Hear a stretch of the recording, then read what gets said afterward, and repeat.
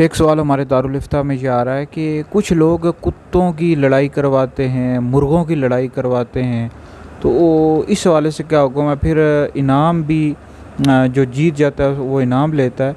तो याद रखें, कुत्तों की, मुर्गों की या किसी भी जानवर की लड़ाई करवाना ये नाजायज़ है, हराम है, सख्त कबीरा गुनाह है। नबी करीम अलैहिस्सलाम ने जानवरों को मारने से भी मना फरमाया। तो हमारा इस्लाम इन चीज़ों से मना करता है। और फिर जानवर को कितनी तकलीफ़ होती है। एक जानवर जब दूसरे जानवर के साथ लड़ रहा होता है तो उसका बाज़ का जिस्म फट जाता है, तो कितनी उसको तकलीफ़ होती है। तो बहरहाल ये जानवरों को लड़ाना, कुत्तों की लड़ाई करवाना, मुर्गों की, सब नाजायज़ और हराम है। और जितने भी लोग देख रहे होते हैं तमाशा, वो सारे गुनहगार होते हैं। और ये जो कमाई है जानवर लड़ाने की, ये भी हराम है, और ये भी लेना जायज़ नहीं है। बहुत सख्त कबीरा गुनाह है। ऐसे लोगों को अल्लाह के अज़ाब से डरना चाहिए।